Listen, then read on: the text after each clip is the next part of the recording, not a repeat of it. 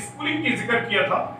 We were talking about schooling, जो नई शिक्षा नीति है उसमें स्कूलिंग का क्या कंसेप्ट है, तो उसके बारे में बताया था आपको। अलग अलग स्टेज 5+3+3+4, यानी आपके बच्चे की स्कूलिंग कैसे होगी। एक बच्चा जब 3 इयर्स की एज में एडमिट हो जाएगा स्कूल में, उसको डाल दिया जाएगा, स्कूल में दाखिल करा दिया जाएगा, तो उसके साथ फिर किस किस स्टेज से वो गुजरेगा। और जब वो 12th पास कर लेगा, लास्ट स्टेज जो है उसकी 4th वाली स्टेज है, उसमें जो है वो 12th पास करके जब निकलेगा तो आप कहेंगे कि ठीक है उसने सीबीएसई से किया, यूपी बोर्ड से किया, बिहार बोर्ड से किया, बट अल्टीमेटली यूनिवर्सिटी तो सब सेम है। यूजीसी देती है उनको ग्रांट, यूजीसी उनको परमिशन मिलती है। तो जो यूनिवर्सिटी एजुकेशन है हमारी, यानी ग्रेजुएशन का क्या कंसेप्ट है, नई शिक्षा नीति में ग्रेजुएशन का कंसेप्ट बहुत क्लियर है और बहुत कुछ इंप्रूवमेंट किए गए हैं, उनका हम डिस्कस करते हैं। ग्रेजुएशन को बांट दिया गया है, जैसे अब ऐसा नहीं रहा, पहले क्या था, बीए कर रहा है कोई, आर्ट्स के सब्जेक्ट लिए हुए हैं, बीएससी बीकॉम, जैसा कि मैंने बताया था लास्ट स्टेज में, सेकेंडरी स्टेज में हमने जो डिस्कस किया था कि हम चॉइस से सब्जेक्ट ले सकते हैं 11th से। सपोज मैंने मैथ लिया है, बायो ली है, मैं हिंदी भी ले लूंगा, मैं एसएसटी भी मैं ले लूंगा, मैं हिस्ट्री सिविक्स जो भी मुझे पसंद लगेगा, और भी कोई सब्जेक्ट कॉमर्स का है तो मैं कॉमर्स का भी ले लूंगा। यानी दैट रेस्ट्रिक्शन इज ओवर, वो जो प्रतिबंध था वो खत्म हो गया। यानी यू आर फ्री, आप जिसमें अच्छा फील करें, जिसमें आपको ये लगे कि आप अच्छा कर सकते हैं, आप वो सब्जेक्ट लेकर के पढ़ सकते हैं। तो ग्रेजुएशन में भी इसी तरह का अभी आपको एक टर्म दे दिया गया है ग्रेजुएशन का, और ये ग्रेजुएशन अब टोटल 4 इयर्स का होगा। अब आप कहेंगे पहले तो 3 इयर्स का था, अब तो सरकार ने 4 इयर्स का कर दिया, लेकिन इसे समझने की जरूरत है। 4 इयर्स ग्रेजुएशन, घबराने की जरूरत नहीं है। इसमें क्या किया सरकार ने, बहुत अच्छा सिस्टम लागू किया। पहले क्या होता था, मैंने +2 पास करके बीए में एडमिशन ले लिया या बीएससी में ले लिया, 1 साल मैंने बीएससी की, इवन 2 साल की, कोई हालात ऐसे बने, सर्कमस्टांसेस हुए, परिस्थिति हो गई मेरी और मुझे छोड़ना पड़ गया, मैंने अपनी जो है कंटिन्यूटी टूट गई मेरी, मुझे घर में कोई सिचुएशन से भी है, किसी और वजह से, तो मेरा मन नहीं हुआ, मैंने पढ़ाई छोड़ दी, पैसे की वजह से भी हो सकता है। तो वो ऐसी स्थिति में क्या होगा कि वो लैप्स हो जाता था। लेकिन अब क्या है, इस जो न्यू एजुकेशन पॉलिसी है, इसमें सबसे अच्छी बात क्या है, सपोज करो 1 साल भी अगर आपने डिग्री कॉलेज में एडमिशन लिया और आपने 1 साल तक एजुकेशन ली और एग्जाम दिया, आप पास हुए, तो आपको सर्टिफिकेट मिलेगा एक, यानी वो साल आपकी वैलिड हो गई, you have got the separate result. अभी बीए को सेपरेट नहीं देखा जाता था, वो अगर आप कहीं जाएंगे बोले मैं बीए सेकंड ईयर किया है सर, सेकंड ईयर मींस पहले क्या था, it was having no value at all, उसकी कोई मीनिंग नहीं थी। लेकिन अब क्या हुआ, अब तो आपने 1 साल पढ़ा ना, और 1 साल में ही आपकी वो वैलिड हो गया, you have got a certificate, तो आप ग्रेजुएशन का सर्टिफिकेट मिलेगा, यानी यू आर ग्रेजुएशन का आपको सर्टिफिकेट मिल गया। अगर आपने 2 साल कर लिया कंटिन्यू, दूसरी साल में आपने जो है फर्स्ट ईयर पास किया, फिर सेकंड ईयर कर दिया, तो you will be entitled to get diploma, अब आपको डिप्लोमा मिल जाएगा, यानी ये साल, दोनों साल आपकी वैलिड हो गई। इसके बाद अगर आपने कंटिन्यू 3 इयर्स किया तो आपको डिग्री मिल जाएगी, यू विल गेट डिग्री, यानी यही वो डिग्री है जिसको लोग कहेंगे कि डिग्री किया है मैंने। यानी इसके बाद आप यूपीएससी या कोई और भी कॉम्पिटिटिव एग्जाम जो ये कहता है कि the candidate must be graduate, ऐसे वाले कॉम्पिटिटिव में एग्जाम में बैठने के लिए आप एलिजिबल हो गए। यानी आपने 3 ही साल खर्च किए, पहले क्या करते थे आप, first year, second year, third year, you were just expending your 3 years just to spend that, even now you will spend 3 years only, आपके 3 ही साल लग रहे हैं for competitive exam and all. लेकिन जिसने आगे पढ़ना है, यानी दोस्त who are aspiring for PG, जिन्होंने आगे मास्टर डिग्री करनी है, तो उनके लिए 1 साल और देनी पड़ेगी, और वो क्या होगी 4 इयर्स, उसको क्या कहेंगे हम 4th ईयर में रिसर्च, यानी ग्रेजुएट रिसर्च। और आपने अब कंप्लीट 4 इयर्स का ग्रेजुएशन किया है, it means you have completed the research part, so graduation research. तो ये आपके 4 साल में बांट दिए गए हैं।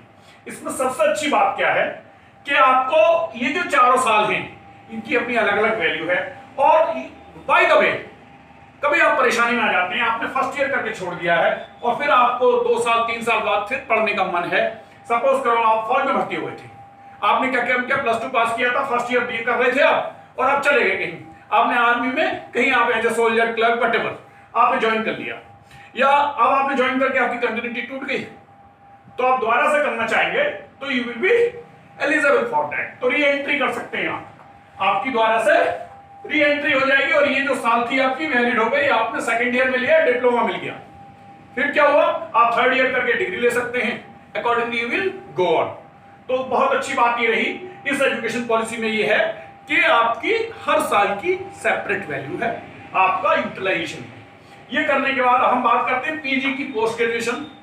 पोस्ट ग्रेजुएशन 2 इयर्स का था पहले, तो अगर आपने 4 इयर्स वाला किया है ग्रेजुएशन, तो there will be 1 year post graduation, आप 1 साल में आपका पोस्ट ग्रेजुएशन हो जाएगा। और अगर आपने 3 इयर्स वाला किया है और फिर आप 4 ईयर ग्रेजुएशन पीजी करना चाहते हैं, तो you have to give 2 years, तब आपका 2 इयर्स में होगा। समझ आ गया? सब्जेक्ट के कोई बाउंडेशन नहीं रहा, आपके ऊपर हर साल का यूटिलाइजेशन मिल गया आपको, और इससे क्या हुआ आपका कि आप पीजी तक टाइम भी आपका उतना ही लगा जो पहले लग रहा था। 3 इयर्स प्लस 2 इयर्स 5 इयर्स आपके लगते थे, आज भी आपका आप पीजी कर रहे हैं तो 5 इयर्स लग रहे हैं। और अब क्या कर दिया है गवर्नमेंट ने, एमफिल खत्म हो गया है, आप एमफिल करने की जरूरत नहीं है, एमफिल नहीं होगा, PhD as usual 4 years, there is no specific change, कोई खास बदलाव नहीं है। तो ये पीएचडी आप वही 4 साल में कर पाएंगे। अब मैं इन जनरल, इन टोटल अगर मैं जिक्र करने लगूं कि इस एजुकेशन पॉलिसी में अच्छाइयां क्या हैं, हमें ये जानने की जरूरत है, क्योंकि अभी लागू होने वाली है, और जब ये लागू हो जाएगी तो फिर सब जगह लागू होगी, ऑल ओवर इंडिया में हमारी जो एजुकेशन पॉलिसी होगी, तो उसमें जो नई चीज है वो हम पे नजर मार ली हमने। अभी हमें क्या है कि इसमें हमारी अच्छाइयां क्या रही, हर चीज में अच्छाइयां बुराइयां होती हैं, तो let us see what is the positive aspect of this education policy. तो पॉजिटिव एस्पेक्ट में सबसे अच्छी चीज जो लगी वो ये है कि आप इन्होंने खर्चा बढ़ाया, सरकार बहुत ही लिबरल हुई, शिक्षा के प्रति जो सरकार का जो इंटरेस्ट और बढ़ा कि हमारे लोग ज्यादा शिक्षित हों, और उन्होंने जीडीपी का 6%, टोटल जीडीपी का वो शिक्षा पे खर्च करेंगे, एजुकेशन पे खर्चा होगा। अब क्या होगा, जीडीपी पे आपका 6% खर्च होने लगा। सोचिए, अभी अगर मैं मौजूदा जिक्र करूं तो मुश्किल से 3 के आसपास, 3% के आसपास हम 3% जो जीडीपी हमारी वो शिक्षा पे खर्च होती है, उससे कमी, नॉट मोर देन 3%। तो ये बहुत अच्छी चीज है। और एक चीज और अच्छी करी है, बहुत लोग बोलते थे अरे बड़ी प्राइवेट स्कूल्स की बहुत फीस है, नो डाउट किसी स्कूल की बहुत हैवी फीस होती थी, तो प्राइवेट स्कूल्स को कर्व किया जाएगा। एक पॉलिसी बन रही है कि उसमें स्कूल्स का कैटेगराइजेशन किया जाएगा कि स्कूल को कैटेगराइज वाइज किस कैटेगरी का स्कूल है, उसी हिसाब से उनकी फीस फिक्स हो जाएगी। अब आप कहेंगे ये तो अभी भी है कि वो कई स्कूलों में बहुत ज्यादा होती है, कम भी होती है प्राइवेट स्कूल्स में, बेशक, लेकिन वो लिबरल हैं, फ्री हैं अपनी फिक्स करने के लिए। अब गवर्नमेंट एक स्टैंडर्डाइज कर देगी कि इतनी फीस होगी। और सबसे बड़ी बात इस पॉलिसी में वो है वोकेशनल, आपको जो है एजुकेशन मिल गई, यानी आप हाथ के दस्तकार हो गए। कहते नहीं है जो हाथ का दस्तकार है कहीं मार नहीं खाता है, तो you are having skill in your hand, जैसे अभी सेपरेटली चलाया जाता है बहुत ज्यादा कौशल विकास, ये सब किस लिए किया जा रहा है, हमारी सरकार इसको क्यों इतनी अवेयरनेस में लाई है, क्योंकि वो कुछ सीखें और करें, अपना स्वरोजगार जनरेट करें, सेल्फ उनका जो अपना एम्प्लॉयमेंट ज्यादा बढ़े। तो ये वोकेशनल कोर्स से जुड़ गया और इसको मान्यता मिलेगी, आपकी वैल्यू होगी उसकी, और आप क्योंकि आप फिजिकली करेंगे, जानेंगे, तो आप अपना स्वरोजगार यानी सेल्फ एम्प्लॉयमेंट भी कर सकेंगे।